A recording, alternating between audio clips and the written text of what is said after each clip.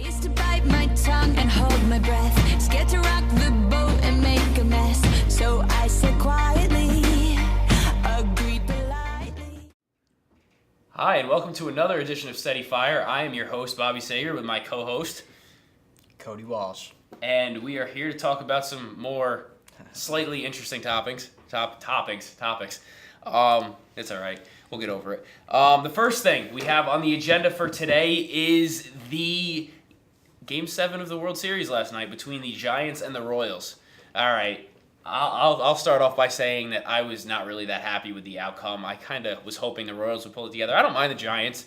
I like the Giants more than most teams, but it seemed like it was the Royals' year, and I really wanted to see them pull it out. What about you?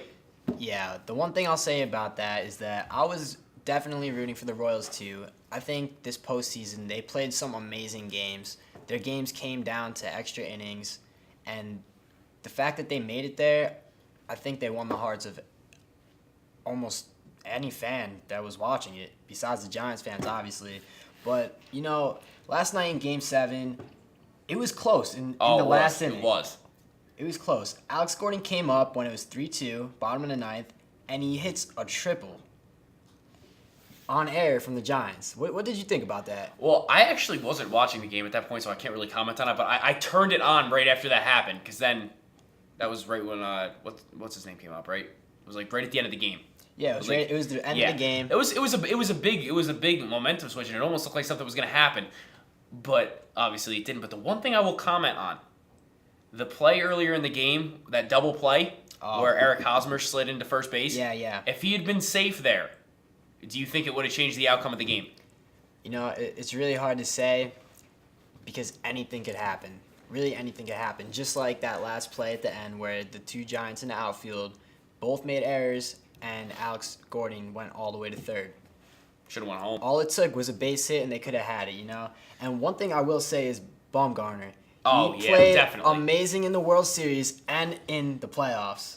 You see, the thing about it, though, is the last thing I'll comment on this with is the Giants aren't really a team that people look at and say, yeah, I hate them. It's just they've won it so much that I feel like people just wanted to see the Royals win. It's just been a little boring. You know, to win that many times in 5 years, you know, everybody was kind of rooting for somebody else. Yeah, definitely.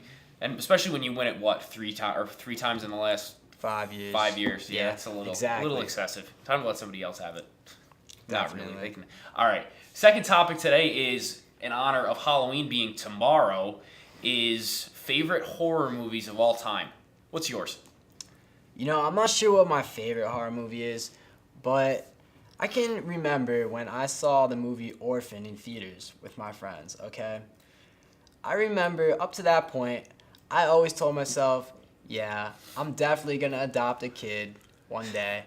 And, you know, after I watched this movie, I found myself with my feet up on the seat in the movie theater, holding my legs. I was scared as could be during that movie. It freaked me out. And you know, one thing I'll say about the movie is that it really had a good twist on it. And that's really what makes horror movies. Yeah, you should definitely see it. It was a great movie. I've got a tie, and I judge my favorite horror movies plainly off of how scared they make me.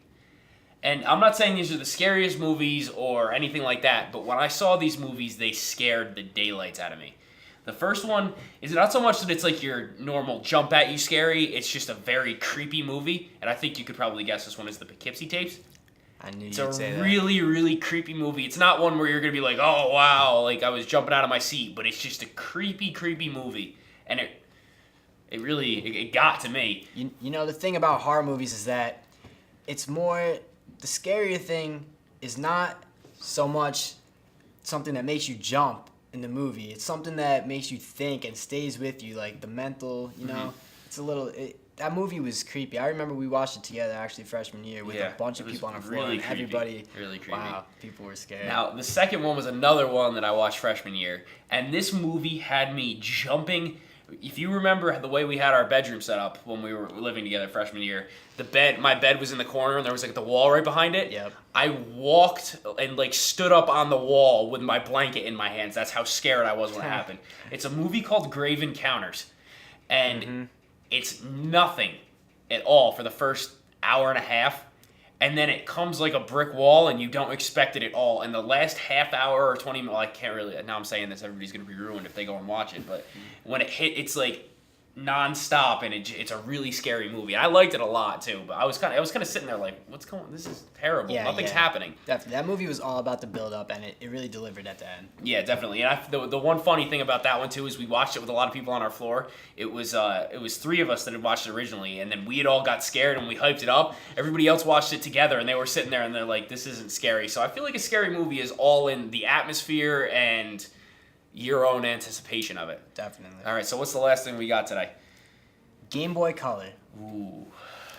So, did you have Game Boy Color? I did not have the Game Boy Color itself. I had Game Boy Color games that I played on my Game Boy Advance. Okay. So I got into it a little bit late, but I did have some games, yes. Okay. I have one now. That's worth I anything. remember when I was in kindergarten and Game Boy Color had just came out. Me and my cousins all got it, and my little brother, and it was essentially the greatest thing that could happen to somebody in kindergarten at the time. Definitely. I remember when you would go to the store with your parents to like go grocery shopping or whatever.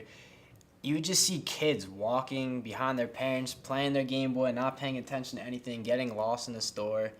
And the one thing about that was that everybody had the same game in the back, which was Pokemon.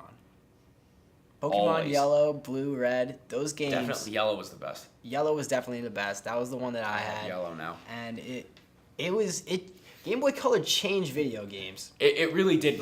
I have to say, I think my favorite for the color, you know what? It's kind of a sleeper. I've got two. I really liked the Zelda Link's Awakening DX. Oh, definitely. That was. I think that might have been. It might have. I think DX came out for Game Boy, and the regular one was just for Game Boy or Game Boy, and then Game Boy Color was the DX one. But I really liked Harry Potter and the Chamber of Secrets. Wow. That was a sleeper, and it's a game you can get for like $2 now. But it was a lot of fun. I had a lot of fun with it as a kid.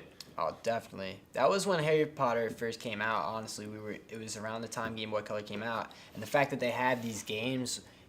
Because if you remember, not only was Game Boy Color like a new huge trend, Yeah. Harry Potter was the same Big. thing. So to Really have a big. Harry Potter game on the system was just insane. They had a bunch of them. They had like Quidditch, and I think that was probably my favorite. I never played the Quidditch one, but I had Harry Potter and the Sorcerer's Stone for PlayStation 1, which is a conversation for another day, and I played Quidditch on that.